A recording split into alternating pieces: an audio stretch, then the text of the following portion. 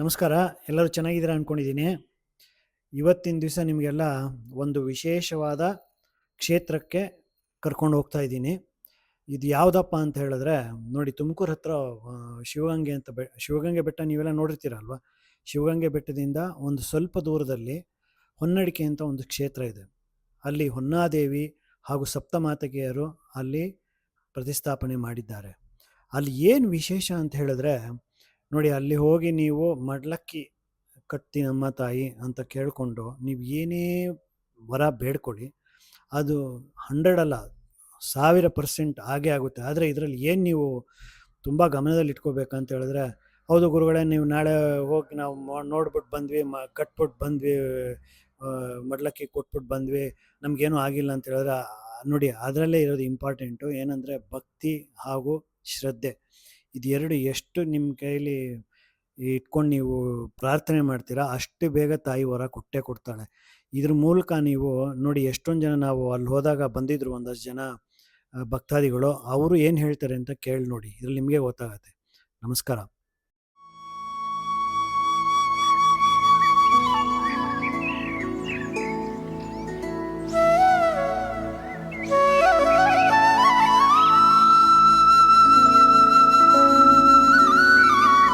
ಎಲ್ಲರಿಗೂ ನಮಸ್ಕಾರ.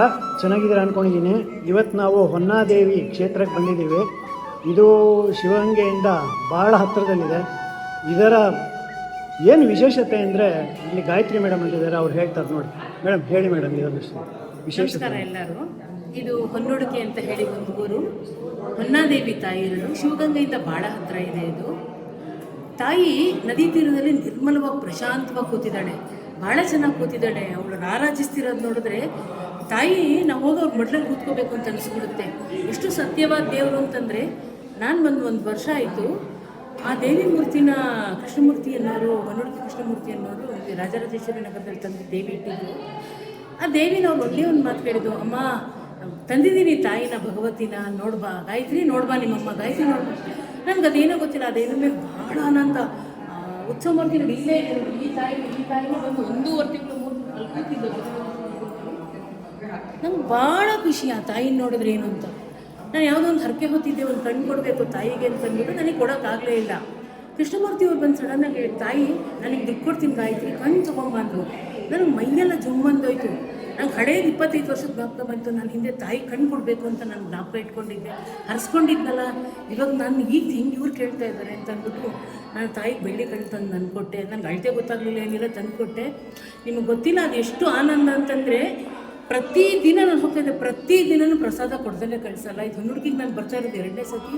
ಆ ತಾಯಿ ಸುಮ್ಮನೆ ನಾನು ಏನು ಕೇಳೋದು, ಹೋಗಿ ಬರೀ ಕೈ ಮುಗಿದ್ರೆ ಸಾಕು, ಅದು ಬಲಗಡೆಯಿಂದನೇ ಇವು ಕೊಡ್ತಾಳೆ. ಇವತ್ತು ಕೂಡ ಅಷ್ಟೇ, ನನ್ನ ಸ್ನೇಹಿತರು ನಾವೆಲ್ಲ ಬಂದಿದ್ದೀವಿ.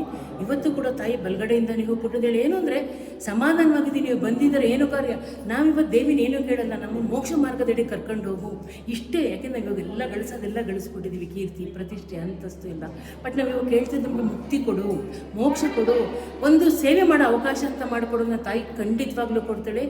ಯಾರೇ ಇದನ್ನು ನೋಡಿದ್ರು ಕೂಡ ಖಂಡಿತವಾಗ್ಲೂ ಒಂದು ಸತಿ ಬನ್ನಿ ಇಲ್ಲಿಗೆ. ಆ ತಾಯಿ ಮಂಡಳಿ ನೀವು ಒಂದು 5 ನಿಮಿಷ ಕೂತ್ಕೊಂಡಾಗ ನಿಮಗೆ ಗೊತ್ತಾಗುತ್ತೆ, ನಿಮಗೆ ಗೊತ್ತಿದ್ದಲ್ಲೇ ಕಣ್ಣಲ್ಲಿ ನೀರು ಬಂದ್ಬಿಡುತ್ತೆ. ಆ ತಾಯಿ ಅಷ್ಟು ಆಪ್ಯಾಯಮಾನವಾಗಿದ್ದಾಳೆ, ನಿಮಗೆ ಗೊತ್ತಾಗಲ್ಲ. ಹೊನ್ನಾದೇವಿ ಅಂತ ಕರೆಯಲ್ಲ, ಬಂದ ತಕ್ಷಣ ಅಮ್ಮ ಅಂತ ಭಕ್ತಿಯಿಂದ ಕರಿತೀರ. ನಿಜವಾಗ್ಲೂ ಅಷ್ಟೇ, ತಾಯಿ ನಾವು ನಮ್ಮದು ಇವತ್ತು ಸಾಕ್ಷಿ ಏನಂದರೆ, ಪ್ರತಿಯೊಬ್ಬರು ನೋಡಿದ ತೆರೆ ತೆಗೆದ ತಕ್ಷಣ ತಾಯಿ ಬಲಗಡೆಯಿಂದನೇ ಹೋಗ್ಕೊಟ್ಲು. ಅಂದರೆ ಎಲ್ಲ ಬಂದಿದ್ದಾರೆ, ನಿಮಗೆ ನಾನು ಕೆಲಸ ಮಾಡಿಕೊಡ್ತೀನಿ ಅಮ್ಮ ಅಂತ. ಹಾಗಂತ ನಾಳೆ ಬೆಳಗ್ಗೆನೇ ನನಗೆಲ್ಲ ಬೇಕು ಅನ್ನೋದಲ್ಲ. ನಾನು ಏನು ಕೇಳ್ತಾ ಇದ್ದೀನಿ, ಹುಡುಗ ನನಗೂ ಒಂದು ಲಿಮಿಟ್ ಇರುತ್ತೆ, ತಾಯಿಗೂ ಅಷ್ಟೇ. ಅವಳು ಆಶೀರ್ವಾದ ಮಾಡೇ ಮಾಡ್ತಾಳೆ. ದಯವಿಟ್ಟು ಎಲ್ಲರೂ ಇದನ್ನು ನೋಡಿದ್ರೆ ಒಂದು ಸತಿ ಬಂದು ತಾಯಿ ನಮಸ್ಕಾರ ಮಾಡ್ಕೊಂಡು ಹೋಗು ಅಂತ ಹೇಳ್ತೀನಿ. ಆಮೇಲೆ ಈ ಕ್ಷೇತ್ರಕ್ಕೆ ಬಂದು ಯಾರಾದರೂ ತಮಗೆ ಮದುವೆ ಆಗಿಲ್ಲ, ಅಥವಾ ಒಂದು ಗಂಡಿರ್ಬೋದು ಹೆಣ್ಣಿರ್ಬೋದು, ಅವರಿಗೆ ಒಂದು ಒಳ್ಳೆ ಜೊತೆಗಾರ್ತಿ ಬೇಕು ಅಂತ ಹೇಳಿದ್ರೆ, ಇಲ್ಲಿ ಬಂದರೆ ಮಡ್ಲಕ್ಕಿ ತೊಗೊಂಬಂದು ಅದನ್ನ. ಹೌದು ಸರ್, ಇಲ್ಲೇನು ಗೊತ್ತಾ, ಮದುವೆ ಆಗಲಿಲ್ಲ ಅಂದರೆ, ಕೋರ್ಟ್ ಕೇಸ್ ಆಗಲಿಲ್ಲ ಅಂತಂದರೆ, ಅಣ್ಣ ತಮ್ಮಂದ್ರ ವ್ಯಾಜ್ಯ ಇದ್ದರೆ, ಮಕ್ಕಳಾಗಲಿ ಅಂದರೆ ಪ್ರತಿಯೊಂದಕ್ಕೂ ಬಂದಿಲ್ಲ ಹರ್ಸ್ಕೊತಾರೆ. ಏನು ಒಂದೇ ಒಂದು ಕೇಳೋದು, ತಾಯಿ ನಾನು ಮಡ್ಲಕ್ಕಿ ಕಟ್ತೀನಿ, ನನಗೆ ಒಳ್ಳೇದು ಮಾಡು ಅಂತ. ತುಂಬ ಜನಕ್ಕಾಗಿದೆ, ಬಾಯಿ ಬಿಟ್ಟು ಹೇಳಿದರೆ ಎಲ್ಲೆಲ್ಲಿಂದನೂ ಯಾವ್ಯಾವುದೋ ಊರಿಂದ ಬಂದು ಇಲ್ಲಿ ಮಡ್ಲಕ್ಕಿ ಕಟ್ತಾರೆ. ನೀವು ಆಚೆ ನೋಡ್ಬೋದು, ಯಾವುದೇ ದೇವಸ್ಥಾನಗಳು ನದಿ ತೀರದಲ್ಲಿ ಅಥವಾ ಸಮುದ್ರ ತೀರದಲ್ಲಿದ್ದರೆ ತುಂಬ ಅದಕ್ಕೆ ಶಕ್ತಿ ಜಾಸ್ತಿ ಅಂತ. ತಾಯಿ ನದಿ ತೀರದಲ್ಲಿ ಕೂತಿದ್ದಾಳೆ, ಅವಳು ನಿಜವಾಗ್ಲೂ ಶಕ್ತಿ ಇದೆ. ನಿಮ್ಮ ಯಾವುದೇ ಕೋರಿಕೆಗಳಿರಲಿ ಬಂದು ತಾಯಿ ಹತ್ರ ಕೇಳ್ಕೊಳ್ಳಿ. ನಿಮ್ಮ ಮಡ್ಲಕ್ಕಿ ಕಟ್ಟಿ ನೋಡಿ, ಆ ಕೆಲಸ ಖಂಡಿತವಾಗ್ಲೂ ಆಗಾಗೈತೆ. ನಾನು ಎಲ್ಲರಿಗೂ ಈ ಮೂಲಕ ತಾಯಿನ ತೋರಿಸ್ತಾ ಇದ್ದಾರೆ, ತಾಯಿನ ನೋಡಿ ಒಂದು ಸತಿ ಖಂಡಿತವಾಗ್ಲೂ ಹೇಳ್ತೀನಿ, ತಾಯಿ ನಿಮ್ಮನ್ನು ಖಂಡಿತವಾಗ್ಲೂ ನಿಮ್ಮ ಹಿಂಬಾಲಿಸಿ ಬಂದೇ ಬರ್ತಾಳೆ.